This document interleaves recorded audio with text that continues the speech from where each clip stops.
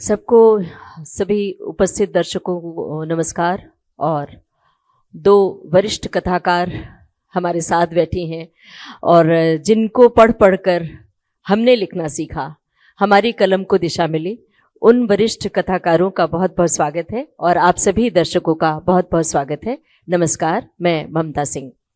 आज हम जिस साहित्यिक सत्र में एकत्रित हुए हैं उसमें हिंदी कथा साहित्य की दो ऐसी सशक्त संवेदनशील रचनाकार से गुफ्तगू करने का मौका है। इनसे बातें करना, इनके रचना संसार में झांकना और इनके बारे में जानना हम सब के लिए गौरव की बात है। आप दोनों कथाकारों ने अपने लेखन से स्त्री जीवन, सामाजिक यथार्थ और मानवीय संवेदनाओं को बड़ी गहराई से अभिव्यक्ति दी है। जानी मानी कथाकार सूर्यबाला जी का कथा संसार निश्चय ही बहुत बड़ा, विराट, बृहद, संवेदनशील और मानवीय सरोकारों से भरा हुआ है। उनकी कहानियां जीवन की साधारण दिखने वाली परतों में छिपे असाधारण सत्य को उजागर करती हैं। वे शब्दों के शोर में नहीं बल्कि अनुभव की सघन चुप्पी में अपनी कहानियां रचती हैं, अपनी कहानियां बुनती हैं और पाठकों के दिल में घुसपैठ करती हैं। ये उनकी विशेषता है। सूर्यबाला जी की रचना में स्त्री जीवन, पारिवारिक संबंध, सामाजिक दबाव और मनुष्य की आंतरिक जिजीविषा अत्यंत सधे हुए रूप में उभरती है। उनकी कहानियां न तो उपदेश देती हैं, न ही कोई आरोप लगाती हैं। चुपके से, हौले से, धीरे से कोई दिशा निर्देश देती हैं। उनकी जो प्रसिद्ध कहानियां हैं, जैसे यामिनी कथा है, द्रौपदी के कपड़े, अपने अपने हिस्से की धूप, बहुत सारी कहानियां हैं, बहुत सारे उपन्यास है, बहुत विराट कथा संसार है। अगर हम नाम गिराने चलेंगे तो वक्त कम पड़ जाएगा, इसलिए हम आगे बढ़ते हैं। सूर्यबाला जी, आपका बहुत बहुत स्वागत कर रहे हैं मंच पर हम। नमस्कार। अब बात कर रहे हैं उर्मिला शिरीष जी की। उर्मिला शिरीष हिंदी साहित्य की एक महत्वपूर्ण कथाकार हैं। उनकी रचनाओं की विशेषता यह है कि वे जीवन के सूक्ष्म अनुभवों को बहुत ही सहज लेकिन प्रभावशाली भाषा में प्रस्तुत करती हैं। उनकी कथा संसार में स्त्री केवल पीड़िता नहीं है, बल्कि सोचने समझने वाली, प्रश्न करने वाली, आवाज उठाने वाली और अपने अस्तित्व को पहचानने वाली सशक्त इकाई के रूप में उपस्थित होती है। यदि उनकी प्रमुख कृतियों की बात करें तो उनके कहानी संग्रह हिंदी कथा साहित्य में विशेष स्थान रखते हैं। उनकी कहानियों में समकालीन समाज की सच्चाइयां हैं। बिना किसी आर्टिफिशियलिटी के, कृत्रिमता के अपनी कथा को सामने प्रस्तुत करती हैं और पाठक उसमें से चुन लेते हैं। अगर कथा सूत्र की उंगली पकड़कर पाठक चलते हैं तो शुरुआत के बाद अंत तक पहुंचना उनकी बाध्यता हो जाती है। तो हम दोनों वरिष्ठ कथाकारों का बहुत बहुत स्वागत करते हैं। और अब दोनों वरिष्ठ कथाकारों से मेरा जो आज का विषय है सत्र का, यही से शुरुआत कर रहे हैं कि कहानी में किस तरह का बदलाव आ रहा है। अगर सूर्यबाला जी, आपसे हम जानना चाहेंगे, 3 पीढ़ियां, तो इन पीढ़ियों में किस तरह का बदलाव आ रहा है, आप बताइए।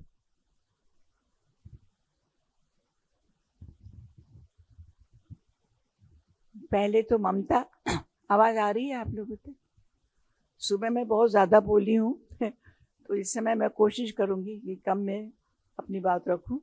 सुबह पहले तो मैं ममता आपको इंट्रोड्यूस किया, मैं फिर से कहती हूँ, ममता सिर्फ रेडियो सखी और बहुत अच्छी आवाज़ की मालिक नहीं है, बल्कि ममता ने बहुत कम समय में ही बहुत अच्छी कहानियाँ लिखी हैं ममता सिंह ने।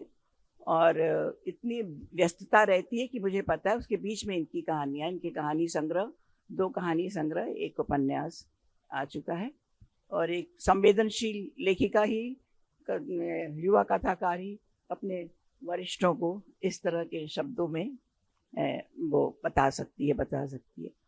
तो ममता आपको बताऊं, और उर्मिला तो बता ही दिया इन्होंने कि हमारी यहाँ आप लोग ये देखिए कि शायद शीर्षक कथा की 3 पीढ़ियां हैं। हाँ, कथा की 3 पीढ़ियां, क्योंकि एक दूसरा था हमारा, हम क्या लिखते हैं, हम जो लिखते हैं वो कैंसिल हुआ, तो इसलिए मैं थोड़ी कंफ्यूज हो रही हूँ। तो यहाँ 3 पीढ़ियां आपके सामने हैं, वो अपनी अपनी बात कहेंगी। मैं अपनी बात कहूँ तो मेरी लेखिका ने स्त्री लेखन के साथ ही अपनी आंखें खोली। मेरा लेखन हिंदी में स्त्री लेखन की शुरुआत के साथ ही एक तरह से थोड़ा बाद में। मेरे पहले 3 लेखिकाएं थी, मन्नू भंडारी, उषा प्रियंबदा और कृष्णा सोपती, जिन्हें मैं महिला लेखन की भित्ति, महिला लेखन की नींव कहती हूँ, लखावरी ईंटें कहती हूँ।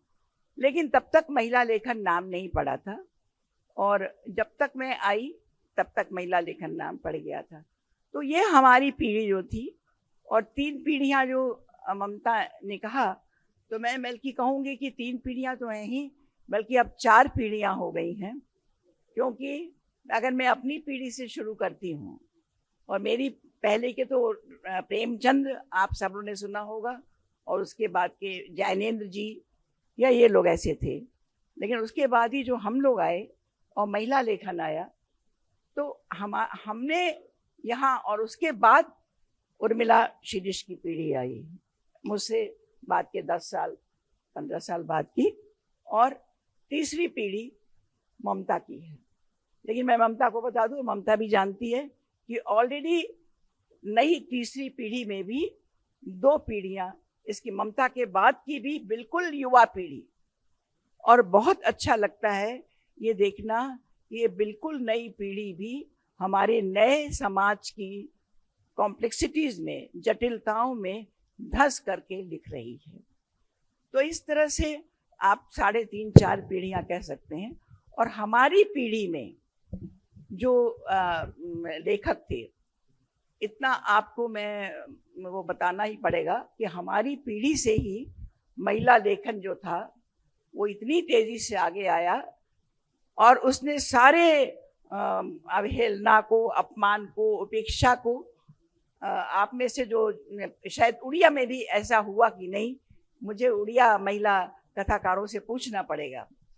और हमारे इसमें तो ये था कि महिला लेखन, इतनी सारी महिलाएं, और वो एक साथ साहित्य के उसमें आई। जो मैं कहती हूँ कि उनको साहित्य के सदर दरवाजे से उन्होंने एंट्री ली, आई, और वो दर्जन से ऊपर, और उनका इतना उपहास किया गया, इतनी अवहेलना की गई कि ये ड्राइंग रूम, ये नई शिक्षा फैली थी उस समय समाज में, हिंदी समाज में। तो ये नई शिक्षित महिलाएं हैं, और ये शगल के लिए लिखती हैं।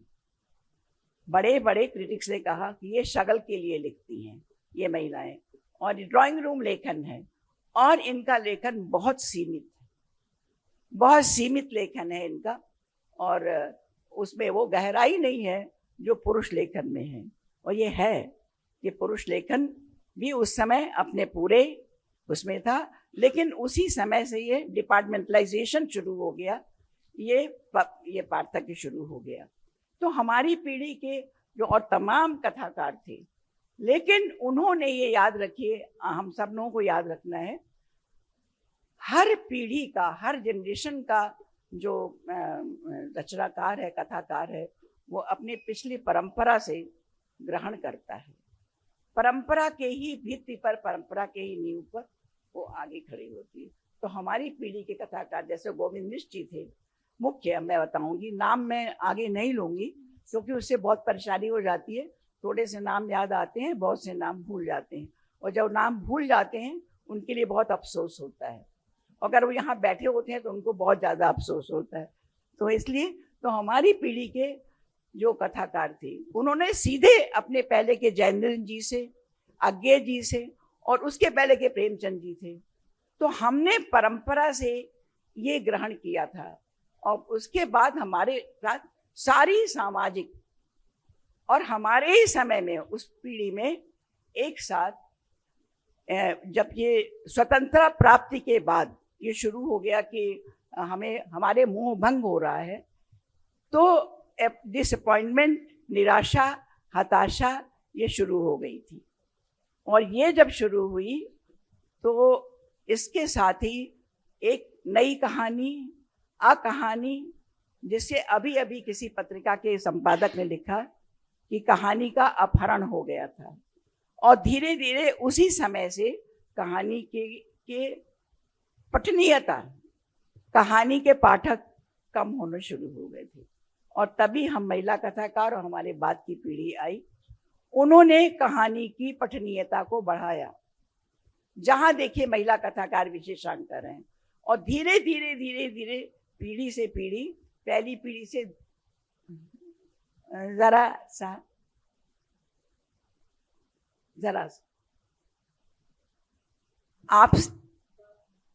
आपसे कह रही हूँ, ध्यान बट रहा है। तो मैं ये कह रही थी कि उन्होंने इस तरह महिला लेखन और उसके बाद जो था उसकी पठनीयता को बढ़ाया। और हमारे, मुझे याद है, आप विश्वास करेंगे, एक साथ ढेर सी पत्रिकाएं, महिला लेखन कथांक, महिला लेखन कथांक, महिला लेखन अंक निकल रहा है, और बिल्कुल बाढ़ आ गई थी। लेकिन कोई क्रिटिक, कोई आलोचक एक शब्द भी, एक लेख भी महिलाओं पे नहीं दिख रहा था। और उसी समय मैंने सुबह कहा था कि मेरा उपन्यास आया था, मेरे संधि पत्र, धर्मयुग में 12 किश्तों में छपा, और क्रिटिक्स ने उसको बिल्कुल नकार दिया था। धर्मयुग में 12 किश्तों में छपा, उसकी लेखिका घर घर पहुंच गई, लेकिन क्रिटिक्स ने उसको नकार दिया था। वो अब तीसरी पीढ़ी ने, ममता की पीढ़ी ने उस उपन्यास को, उन कहानियों को स्वीकार किया, एक एक कहानी को। तो मैं कहना ये चाहती हूँ कि वो पीढ़ी और ये पुरुष लेखन और महिला लेखन का विभाजन हुआ दूसरी पीढ़ी से आते आते, उसके बाद ही उर्मिला शीर्ष के हमारे बाद की पीढ़ी है।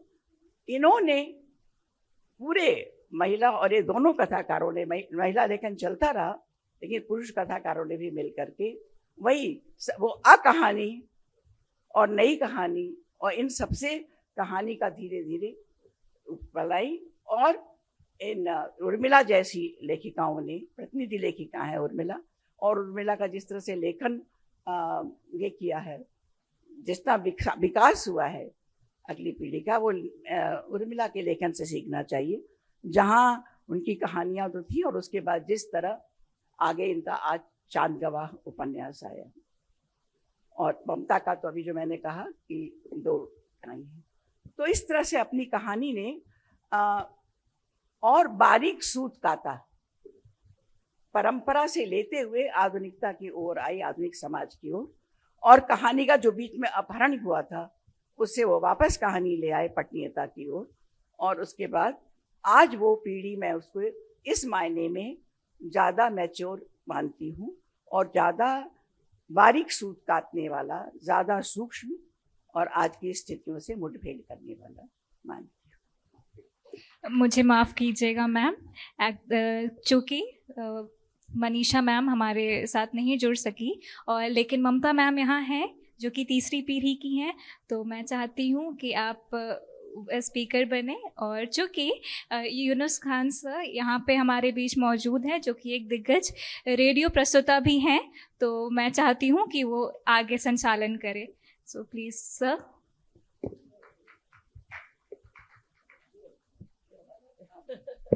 ये कमाल हो गया, मुझे यहाँ जबरदस्ती बीच में ला दिया गया है। आप सभी को मेरा नमस्कार। और अब मैं, मजेदार है कि 3 महिलाओं का, 3 पीढ़ियों की महिलाओं का मुझे मुकाबला करना है और उनसे बुलवाना है, ये बहुत दिलचस्प है। तो मैं चाहूंगा कि 2-2, 3-3 मिनट में सभी लोग अपनी अपनी बात कहें, और मैं बहुत सारे सवाल पूछूंगा। उर्मिला जी, आप चूंकि मेरे बगल में बैठी हैं तो मैं आप ही से शुरू करता हूं, और मैं ये कहना चाहता हूं कि सबसे पहले मुझे ये बताइए कि क्या आपको महिला लेखन और पुरुष लेखन का ये विभाजन स्वीकार है? नहीं, बात ही खत्म हो गई। मैंने कहा था 2 मिनट में जवाब दो, उन्होंने एक ही शब्द में जवाब देके खत्म कर दिया। नहीं, इसलिए नहीं है कि जब मैंने साहित्य पढ़ना शुरू किया तो मैंने संस्कृत साहित्य पढ़ा, जहाँ जितने भी संस्कृत के लेखक और महाकवि हुए और उनकी जितनी रचनाओं का मेरे ऊपर असर पड़ा। फिर मैंने अन्ना कारेनिना पढ़ा, फिर मैंने प्रेमचंद पढ़ा, जैनेन्द्र कुमार को पढ़ा, और शरद चंद्र को पढ़ा, गोदान प्रेमचंद और बाकी जैनेन्द्र कुमार, सबको पढ़ते हुए वहाँ से लेकर आज तक भी कहूँ तो साहित्य पढ़ते हुए मुझे कभी भी ऐसा नहीं लगा कि ये स्त्री लेखक है ये पुरुष लेखक है, या ये स्त्री लेखक लिखती तो बहुत अच्छा लिखती, ये पुरुष लेखक लिखता तो बहुत अच्छा लिखता। मुझे कभी भी नहीं लगा, और ना मेरे मन में, मेरी चेतना में, मेरे विचारों में कोई भी कहानी लिखते हुए ये विचार कभी नहीं आया। मैं मानती हूँ कि संवेदना, भावबोध, अनुभव, लिखने का तरीका, आत्मसात करने का तरीका जो है वो लेखन को ज़्यादा लेखन ही बनाता है, बजाय इसके कि मैं सोचूं कि ये स्त्रीलिंग है और ये पुल्लिंग है। बहुत ही सुंदर बात उर्मिला जी ने कही है, और मैं यहाँ से अब आगे बढ़ता चला जाऊंगा और हम बहुत मैराथन बातचीत करेंगे। सूरीबाला जी, बहुत संक्षिप्त में बताइएगा कि आपकी पीढ़ी के सामने लिखने की, विषयों की, शिल्प की किस तरह की चुनौती थी, और आपने जो कुछ लिखा उसे खास सांचे में फिट कर देने की लगातार कोशिश रही, उसका आपके मन पर क्या असर पड़ा है? यूनुस, मैं इतना बता दूं कि मैं थोड़ी अलग किस्म की लेखिका हूँ। मुझे बाहर की लेखन में क्या लिखना चाहिए, या लेखन का बाजार क्या मांग रहा है, या क्रिटिक को क्या चाहिए, ये सबसे कोई मतलब नहीं था। और मुझे बड़ा अच्छा लग रहा है कि उर्मिला ने जो अभी कहा कि संवेदना और ममता भी उस पर चल रही है, कि मुझे ये था कि मुझे जो लिखना है वो लिखूंगी, और मेरा भी जो अनुभव है वो लिखूंगी। थोड़ा आपको एक बड़ी मजेदार बात बताऊं यूनुस, इतना जी, मेरी पहली ही कहानी है गौरा गुणवंती, और गौरा गुणवंती को खुद उसकी लेखिका ने कुछ नहीं समझा। अरे ये कोई भावुक लड़की कहानी है, आजकल वो कहानी का अपहरण मोहन राकेश लिख रहे हैं, कमलेश्वर लिख रहे हैं, ये कहाँ ठहरेगी। सारिका में वो कहानी छपी, उस पर इतने पाठकीय प्रतिक्रियाएं आई, लेकिन मैंने कोई तवज्जो नहीं दी, कुछ नहीं दिया। मेरे नवे कहानी संग्रह में पृष्ठ कम पड़ रहे थे, तो नवीन्द्र कालिया जी ने उसको लिया और कहानी संग्रह का नाम गौरा गुणवंती रखा, और मेरे पाठक आज कह रहे हैं कि ये यहाँ है। और आपको एक बड़ी अच्छी बात बताऊं यूनुस, मुझसे कहा गया, लेखक ने कहा कि आप इस कहानी में सबसे अच्छी बात यह है कि आपने इसको कहानी बनाने की कोई कोशिश नहीं की। क्या बात है। जो जैसा जीवन था रजिए, जो उर्मिला ने कहा कि कहानी को बनाइए नहीं, कहानी को निसर्ग धारा की तरह चलने दीजिए, आपके दिल के करीब हो, जो आपके दिल के करीब होगी वही पाठक के मन को छुएगी। क्या शानदार बात है, जो आपके दिल के करीब होगी वही पाठक के मन को छुएगी। हर पीढ़ी के सामने एक बड़ी चुनौती ये होती है कि वो अपने विषय कैसे चुने, अपने से पहले जो कहानीकार आए हैं उनके बीच में अपनी पहचान कैसे बनाएं, और अपना रास्ता कैसे तय करें कि जो समकालीन हैं, जो वरिष्ठ हैं और जो पीछे से आ रहे हैं, उन सब के बीच में अपना एक रास्ता बनाना होता है। ममता सिंह, आप ये बताइए कि आपके सामने क्या चुनौती थी अपने वरिष्ठों को देखते हुए अपनी एक पहचान बनाने की? पहचान बनाने के लिए मुझे कोई चुनौती का सामना नहीं करना पड़ा, इसमें मैं अपने को सौभाग्यशाली मानती हूँ। थोड़ा संघर्ष जरूर करना पड़ा। मैंने अपने वरिष्ठ लेखिकाओं को पढ़ के ही लिखना सीखा। सच कहूँ तो सूरीबाला जी यहाँ पर बैठी हुई हैं, उर्मिला जी बैठी हुई हैं, इनकी कहानियों की अभी मैं बाकायदा विवेचना कर सकती हूँ, व्याख्या कर सकती हूँ, कहानी भले शीर्षक न याद हो। ममता कालिया जी हैं, मन्नू भंडारी, प्रेमचंद से शुरुआत होती है सभी लेखकों की और पाठकों की। मेरी भी शुरुआत प्रेमचंद से हुई थी, और प्रेमचंद को पढ़कर ही मैंने भी शुरुआत की, चाहे वो गोदान हो, चाहे उनकी तमाम कहानियाँ, उपन्यास। लेकिन जब मैंने पत्रकारिता की, और पत्रकारिता के बाद एक लंबा गैप आया, और मैंने आपसे ही शादी की, शादी के बाद लिखना लगभग बंद सा हो गया था। तो कुछ लोगों ने कहा भी कि विवाह की वेदी पर क्या लेखन की समिधा उड़ेल दे रही हो। तो फिर मैंने कहा नहीं, ऐसा तो नहीं है। फिर आपने ही, यूनुस जी ने मुझे फिर उसी में झोंका कि नहीं, लिखना शुरू करो, लिखना तुम्हारा पैशन है। तो मैंने वापस लिखना शुरू किया। तो पहली दूसरी कहानी छपने में मुझे संघर्ष करना पड़ा। एक कहानी भेज दी, साल भर तक संपादक ने नहीं छापी, फिर एक कहानी वापस आ गई। तो वहाँ पे लगता था कि मैं बहुत खराब लिख रही हूँ। तो मैं फिर से इन वरिष्ठ लेखिकाओं को पढ़ती थी, सूर्यबाला जी को, उर्मिला जी को, मनीषा जी को, गीता श्री, तमाम लेखिकाओं को, अपनी जो एक दौर के बाद जो दूसरी पीढ़ी तीसरी पीढ़ी की कथाकार, तो पढ़ती थी। तो मुझे लगता था कि मैंने तो कहीं कुछ गलत तो नहीं लिखा है। फिर वो अपने अनुभव को मैंने अपनी कहानी में उड़ेलना शुरू किया, और 2-3 कहानियों के बाद ही मुझे प्रशंसा के शब्द मिलने लगे। और अपनी वरिष्ठ लेखिकाओं से मुझे याद है कि सूर्यबाला जी ने मुझे फ़ोन करके कहा था कि तुमने कहानी को लिखने जैसा प्रयोग नहीं किया, लिखती गई और वो कहानी बन गई। तो जो सहजता है, मासूमियत है, वो कहानी असली कहानी होती है जो पाठकों को छुए। और इसी तरह एक कहानी मैंने लिखी थी, आखिरी कॉन्ट्रैक्ट। तो वहाँ पर उस कहानी, जब वो कहानी पहल में छपी थी, उसकी भी एक कथा है कि पहली कहानी पहल में भेजी तो ज्ञान जी ने वापस कर दी, और ज्ञान जी अभी भी नहीं रहे, तो बहुत दुख का समाचार है और उनको याद करते हुए हम सब बहुत द्रवीभूत हैं। तो उन्होंने एक कहानी मेरी वापस कर दी, तो मैं और फ्रस्ट्रेटेड हो गई कि अरे मेरी कहानी पहल से वापस आ गई। लेकिन फिर थोड़े दिन बाद दानी जी ने कहा कि अपनी एक कहानी पहल के लिए भेजो, तुम अच्छा लिख रही हो और तुम्हारी उपन्यास की शैली है, लिखो।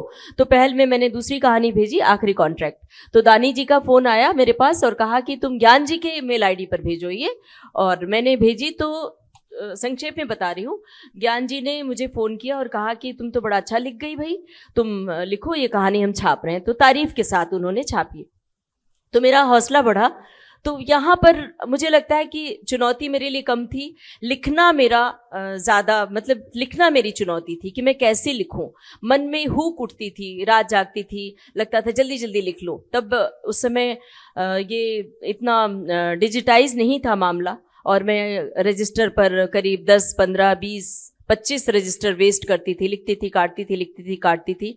और अब तो लैपटॉप पर सीधा लिखती हूँ। उस समय रजिस्टर भरती थी और उसको टाइप करती थी, तो वो बहुत मुश्किल था। कुछ कहानियाँ तो आपने भी मेरी टाइप की हैं, लेकिन अब दौर बदल गया, तो मेरे साथ चुनौतियाँ कम थी। लेकिन हाँ, चाहती हूँ कि जो वरिष्ठ कथाकार हैं उनकी राह पर, उनके पद चिन्हों पर चल सकूँ, ताकि वो जो संवेदनाएं हैं, जो बारीकियाँ हैं, जो सघनता है कहानी की बुनावट में, वो मेरी कहानी में आ सके। बिल्कुल।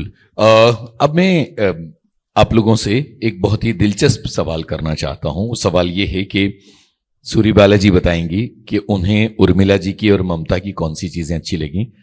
फिर उर्मिला जी इन लोगों की कहानियों के बारे में बात करेंगी, फिर ममता जी इन दोनों की कहानियों के बारे में बात करेंगी। मैं जानना चाहता हूं कि आप एक दूसरे को किस तरह पढ़ते और देखते हैं, क्योंकि 3 पीढ़ियां मौजूद हैं, तो ये एक दिलचस्प प्रयोग होगा। वैसे भी मुझे जबरदस्ती लाया गया है, तो मैं यहां पर बहुत ऊधम मचाने वाला हूं। देखिए, अगर उर्मिला की बात मैं कहूँ तो मुझे याद है कि उर्मिला ने अपना पहला कहानी संग्रह मेरे पास भेजा था, वो था धूप की स्याही जी। अब ये आप देखिए कि अभी तक मुझे उसका शीर्षक याद है।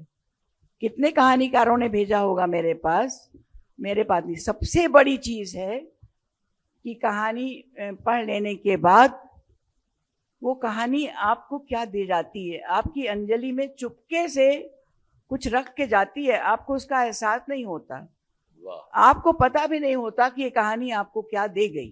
क्या बढ़िया बात। लेकिन जब आपके जीवन में कोई ऐसा समय आता है जो वो कहानी चुपके से आपको वो बूटी पकड़ा देती है, वो बूटी पकड़ा देती है।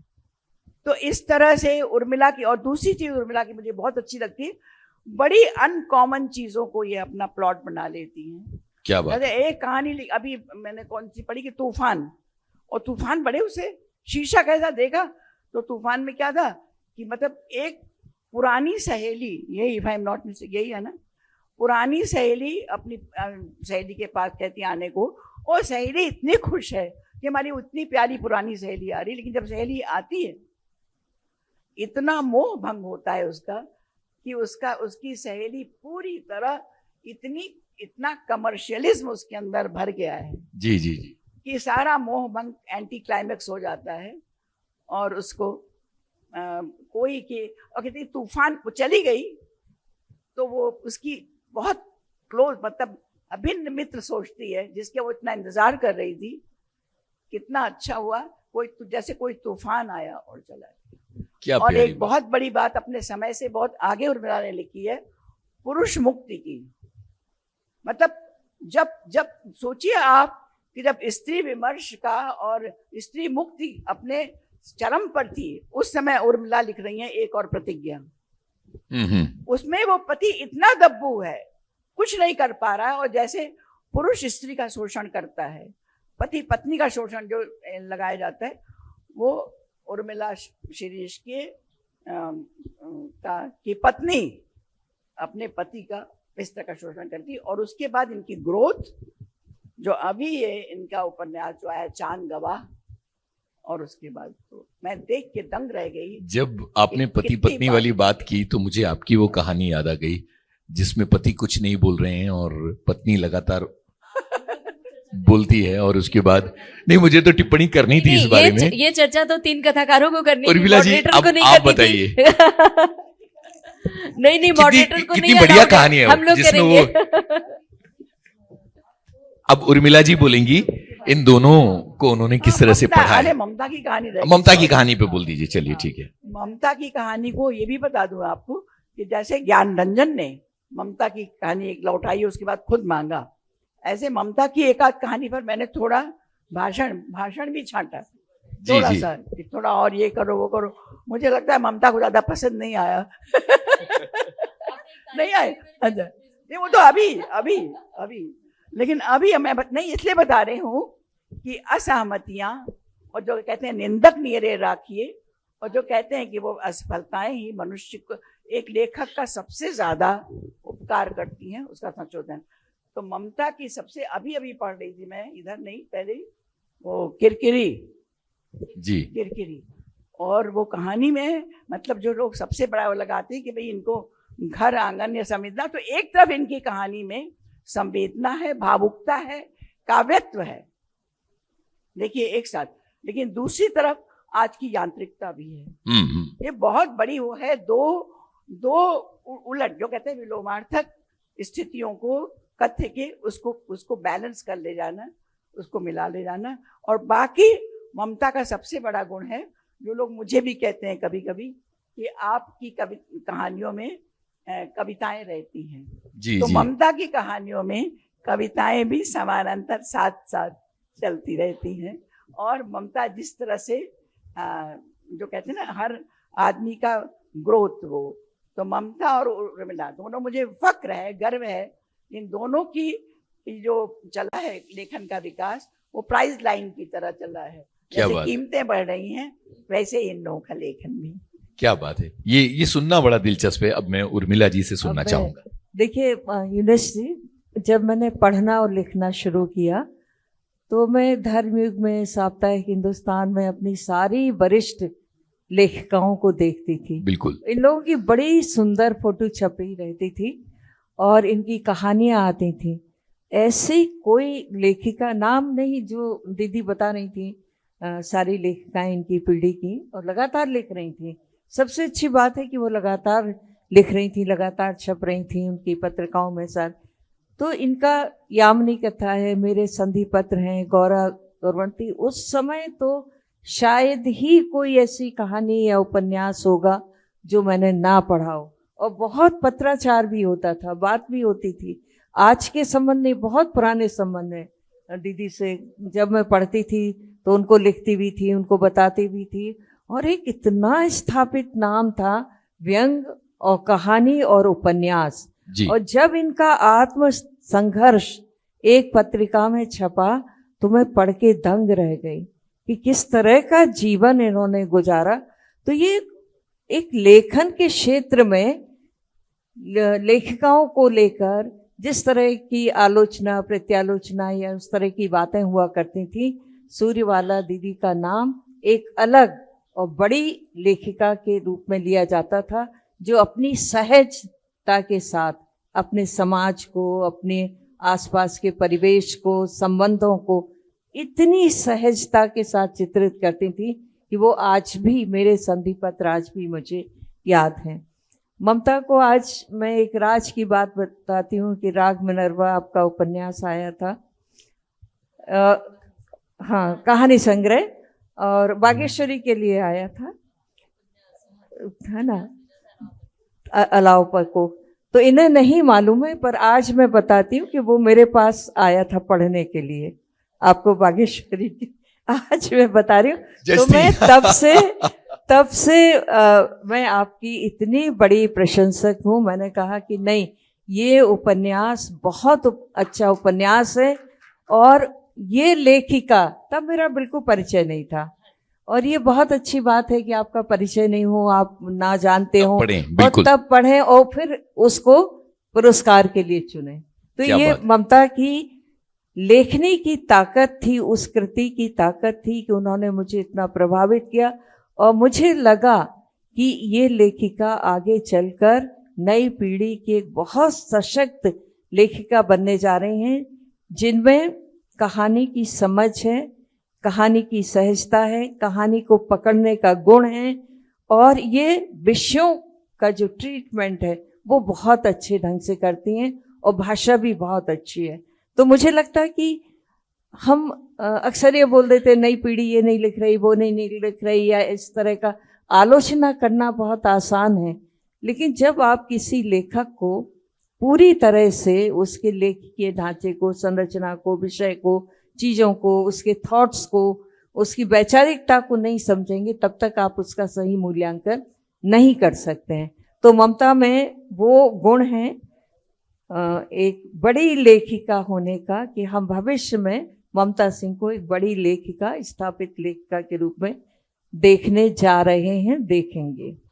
ये सुनना बड़ा दिलचस्प है आप लोगों से कि आपने आपस में एक दूसरे को कितना पढ़ा है और उसके बारे में। तो अब ममता की बारी है। आप लोगों को बता दें कि उर्मिला बहुत ही सम्मानित प्रेस्टिजियस पुरस्कार देती हैं, और ये तो हम लोग आज बैठे हैं साथ में, एक कोइंसिडेंस है। उर्मिला ने इन्हें तो पुरस्कृत किया ही है, मुझे भी पुरस्कृत किया है। बिल्कुल बिल्कुल। लेखिका को बिना जाने यदि आप उसके लिए सराहना अपने अंदर रखते हैं, उसके गुणों को परखते हैं, उसकी लेखनी की प्रशंसा करते हैं, तो कभी मौका आए तो आज बताने का मौका आया, इसलिए आज बता रहे। बाकी ये शायद कभी मैंने चर्चा भी नहीं की होगी। आज मेरी तो शाम खुशगवार हो गई। 2 वरिष्ठ लेखिकाओं के इतने आशीर्वाद मुझे मिल रहे हैं, मुझे लगता है कि अब कोई जादू की छड़ी घुमाओ और जल्दी से कोई उपन्यास आ जाए।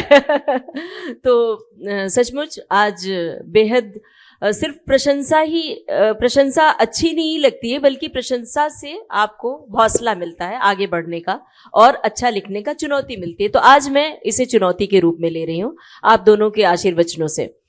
अभी ये बात जो उर्मिला जी ने बताई, हमारी पहली मुलाकात हुई थी राजस्थान में कथा कहन मनीषा जी के प्रोग्राम में, पिछली बार।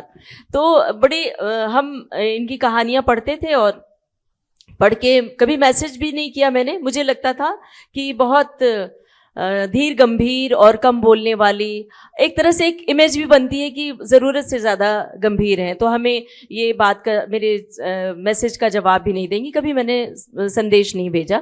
लेकिन जब आप वहाँ मिली तो बड़ी ही सरलता और सहजता से हमारी बातचीत हुई, और वहाँ भी आपने हमें कहा था कि अपना उपन्यास पुरस्कार के लिए भेजो। तब भी आपने ये बात नहीं बताई थी कि राग मारवा में आप जज थी और जूरी में थी, मुझे नहीं पता था। तो आज ये बात मुझे बेहद खुशी देगी। और अभी हाल ही में एक रात मुझे नींद नहीं आ रही थी, और मैं बैठी, अक्सर लेखक लेखिकाओं के साथ होता है कि जब हम सोने चलते हैं तो कहानी के किरदार दिमाग में दस्तक देते हैं, और ऐसे दस्तक देते हैं कि आपकी नींद गायब हो जाती है। तो मैं उठी, और वनमाली में छपी थी अभी हाल में एक कहानी, और बड़ी ही मैंने सोचा ऐसे पलट रही थी, पलटते पलटते, और मैंने कहा बाद में पढ़ूंगी। देखी पहले कितनी लंबी, हमने कहा कि अभी तो सोना है, बाद में पढ़ूंगी। लेकिन जब पढ़ने लगी तो वो कहानी छोड़ नहीं पाई। वो प्रौढ़ प्रेम होता है और एक तरफा प्रेम होता है, जिसमें और पुरुष प्रेम कर रहा है, स्त्री को पता है, लेकिन वो बेटे को बता रही है। तो मुझे एक अलग तरह की प्रेम कहानी लगी कि इसको हम क्या कहेंगे, प्रेम कहानी की धारा कहेंगे या कौन सी कहानी कहेंगे, सबसे अलग हटके, लेकिन इतनी संवेदना से और इतनी गहराई से लिखी वो कहानी थी कि वो कहानी बहुत देर तक पढ़ने के बाद मैं सोचती रही, और ऐसे लगा कि कहीं कुछ अपना अनुभव भी आपका शामिल था। कि पति नहीं रहते हैं, इस तरह से कुछ शुरुआत होती है कहानी की। तो मैं वहाँ पर बहुत इमोशनल भी हुई और लगा कि कथा सूत्र इसी तरह से, कथा सूत्र जब पाठक को बांध दे और खुद को हम वहाँ पर चस्पा कर ले, तो उस कहानी में मैंने खुद को चस्पा कर लिया कि एक उम्र के बाद हम सब वहाँ पहुँचते हैं जहाँ पर हम सब का अपना अकेलापन अपने भीतर होता है। तो उर्मिला जी की कहानी में कई बार स्त्री पात्र इस तरह से संवेदना के साथ, इतनी गहरी संवेदना के साथ आती है और यथार्थ कल्पनाशीलता का समन्वय एक साथ होता है, तो हमें वो बहुत गहराई से जोड़ती है। उनकी कहानियों को एक एक कहानी की चर्चा करने चलेंगे तो मुझे लगता है वक्त कम पड़ेगा, और उनकी कहानियों की मैं खुद बहुत प्रशंसक हूँ और जब भी जहाँ जिस पत्रिका में मिलती है वो कहानी मैं उठाती हूँ, पढ़ती हूँ। निर्वासन मैंने मंगवाई और मेरे घर से कोई ले गया उठा के, तो मैं नहीं पढ़ पाई। और रही बात सूर्यबाला दीदी की, तो इनकी तो क्या कहूँ, इनकी कहानियाँ जब भी पढ़ती हूँ तो इनसे फ़ोन पर गुफ्तगू होती ही रहती है अक्सर ही। और अन्ना की डायरी जो मेरे जहन में बसी हुई है, और जब व्यास सम्मान मिला था सूर्यबाला दीदी को तो मेरे पास एक पत्रकार का फ़ोन आया, और वेणु की डायरी, तो मेरे पास एक पत्रकार का फ़ोन आया और उन्होंने कहा कि सूर्यबाला जी से आपका बड़ा गहरा परिचय है, तो उनसे मुझे व्यास सम्मान पर कुछ इंटरव्यू करना है, कुछ सवाल बताएंगे क्या? हम कुछ कहानियों के नाम और कुछ सवाल बताइए। तो मैंने कहा अच्छा ठीक है, तो हम बताने लगे। उन्होंने कहा एक मिनट मैं नोट करता हूँ, उनका नाम भी मैं बता दूँ, ओम प्रकाश तिवारी, शायद उन्होंने इंटरव्यू लिया था आपका, वो जागरण से। तो उन्होंने कहा कि सवाल बताइए, और मैं बताने लगी तो कह रुक रही, बस हो गया, इतना सारा, इतनी जल्दी बोले जा रहे हैं आप। तो मैंने कहा सूर्यबाला जी के बारे में बोलने के लिए सोचना क्या, आप लिखिए। तो ऐसे है सूर्यबाला जी का कथा संसार इतना विराट है, इतना बृहद है कि उनके बारे में चर्चा करने के लिए वक्त कम पड़ेगा। तो हम तो बहुत बहुत शुक्रिया, और मेरे पास पर्ची आ चुकी है कि इस बातचीत को यहीं समेटा जाए। सबसे अच्छी बातचीत वो होती है जहां आगे की गुंजाइश बची रहे। तो आगे फिर कभी आप तीनों के साथ बैठना होगा और आगे की चर्चा होगी। बहुत बहुत धन्यवाद आप सभी का। सर्वप्रथम हम अपने सभी वक्ताओं और संचालक का हृदय से आभार व्यक्त करते हैं, जिन्होंने अपने विचारों और अनुभवों से इस सत्र को अत्यंत समृद्ध बनाया। अब हम आदरपूर्वक आमंत्रित करना चाहेंगे उर्मिला मैम और सूर्यबाला मैम को, ताकि वे यूनुस सर और ममता मैम को सम्मान अभिनंदन कर सके।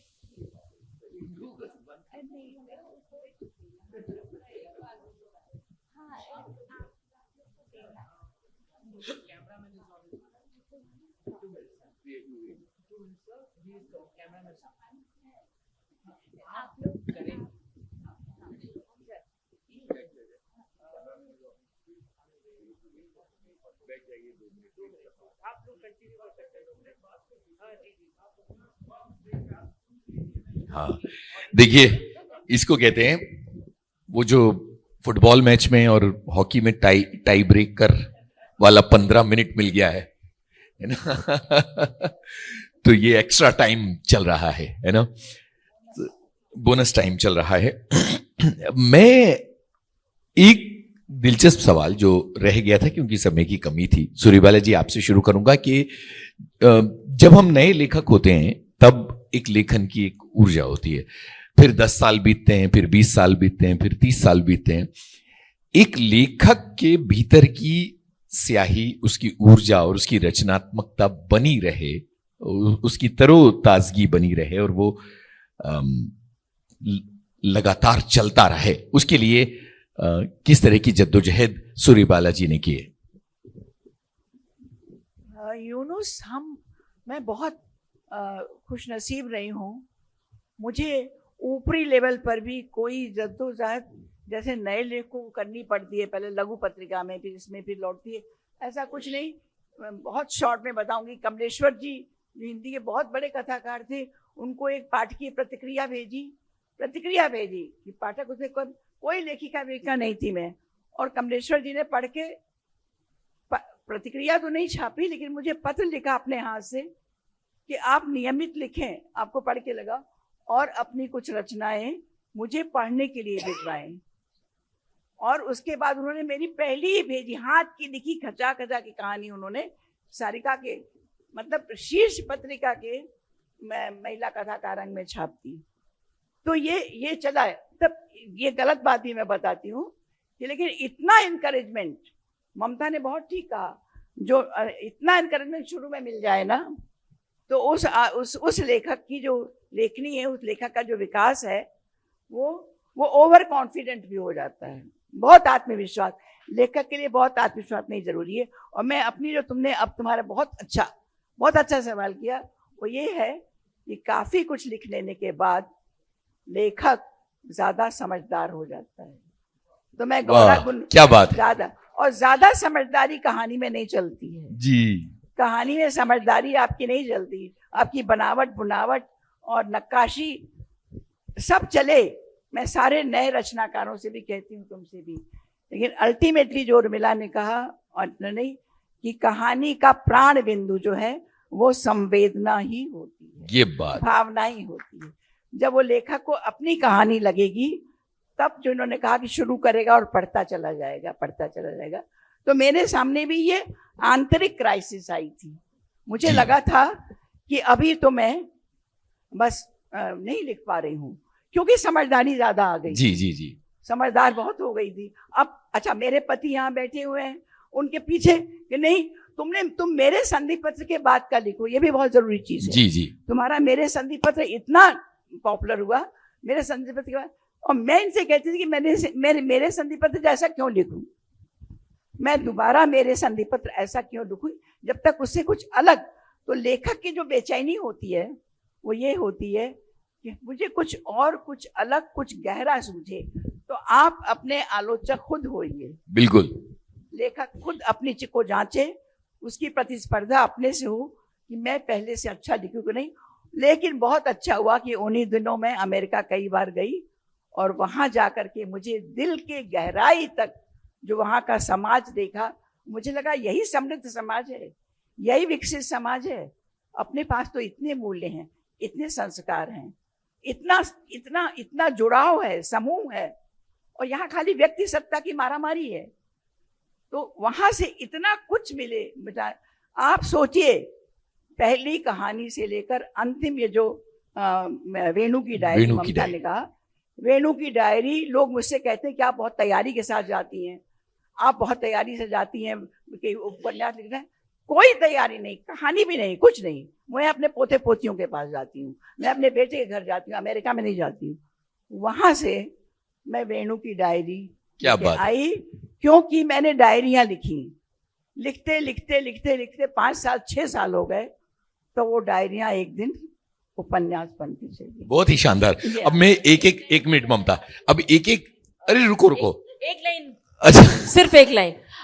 यहाँ पर ये बात कहना बहुत जरूरी है कि लेखन में सूर्यबाला जी और उर्मिला जी चूंकि यहाँ बैठी हैं, दोनों की कहानियों में एक जो खास बात जोड़ती है पाठक को, वो है यथार्थ को, चाहे वो एकदम पथरीला यथार्थ हो, कितना लहूलुहान कर देने वाला यथार्थ हो, उस यथार्थ को बहुत गहरी संवेदना, बहुत सूक्ष्म तरीके से कहानी में प्रस्तुत करती हैं और कथा सूत्र को छोड़ती नहीं है।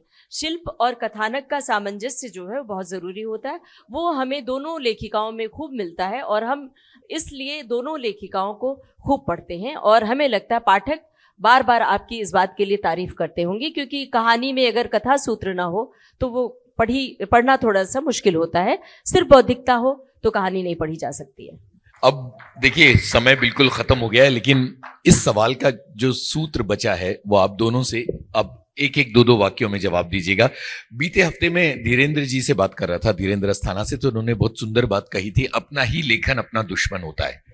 पिछली कहानी अगली कहानी के लिए एक चुनौती पेश करती है। तो लगातार लिखने के बाद इन दिनों कैसे अपने आप को कायम रखने की जद्दोजहद चलती है? बिल्कुल सही है। यही लगता है कि ऐसा तो नहीं पिछली लिखी कहानी का या उपन्यास का या किसी भी चीज का प्रभाव आने वाली रचना पर ना पड़े। तो ये एक अंतर्द्वंद बहुत जबरदस्त चलता है, इसलिए हमेशा लेखक नए की तलाश में रहता है। बहुत हर सही। पल कुछ नया चाहिए, नए पात्र हो, नए जो भी है नया हो, उसमें से ही कुछ खोज के लाना सबसे बड़ी चुनौती होती है। और जब वो नया आता है तो वो लिखने की जो बेचैनी होती, रात दिन खाना पीना नहीं, वो जागना और सब चीजें चलती रहती हैं, उससे जूझकर ही फिर एक नई रचना सामने सामने आती आती है। बहुत ही सही है। 2 वाक्य। सवाल यही यही दोहरा दीजिए सवाल। सवाल ये है कि बहुत सारा लिख लेने के बाद कैसे आगे बढ़ा जाए। अभी सच कहें तो बहुत सारा हमने लिखा ही नहीं। हमें तो लगता है कि इन वरिष्ठ लेखिकाओं के सामने मेरी ज़मीन अभी है। अभी तो सीढ़ियाँ चढ़ रही हूँ, 2-3 सीढ़ी चढ़ी हूँ, लेकिन हाँ बस कोशिश यही रहती है कि कुछ नया करने की कोशिश करूँ और नया ढूंढती हूँ। जैसे कि एक कहानी बंकर मैंने यूक्रेन युद्ध पर लिखी। मैं कभी विदेश नहीं गई हूँ, लेकिन बहुत रिसर्च की और बहुत खोजबीन करने के बाद वो कहानी लिखने के लिए छलांग लगा दी और छपने के बाद लोगों ने उसकी प्रशंसा की। तो ठीक है, लेकिन मुझे उसमें खामियां नजर आई कि मुझे लगता है कि अगर कहीं और यात्रा करूं तो और लिख पाऊंगी। एक कहानी स्क्यूबा डाइविंग लिखी थी, जिसके लिए हमारी दीदी सूर्यबाला जी की प्रशंसात्मक टिप्पणी मिली थी। तो मैं गई थी दापोली और वहाँ पर स्कूबा डाइविंग से जुड़ा हुआ अनुभव आप थे और मेरा बेटा जादू। तो वो बिल्कुल हकीकत की कहानी थी, लेकिन उसको मैंने स्त्री के संघर्ष से जोड़ा कि स्क्यूबा डाइविंग जैसी जगहों पर अभी भी स्त्रियां दूर रखी जाती हैं। स्त्रियों को वो मौका नहीं दिया जाता है। कहा जाता है कि स्त्रियां हर क्षेत्र में आगे बढ़ रही हैं, लेकिन अभी भी स्त्री और पुरुष का भेद अपने समाज में बाकी है। ये उद्देश्य था। तो हमेशा नए की तलाश करना लेखक की जिम्मेदारी है। बहुत बहुत शुक्रिया आप सभी का। समय समाप्त होता है और आप लोगों ने तमाम बातों के सवालों के धीरज से जवाब दिए। हृदय से धन्यवाद।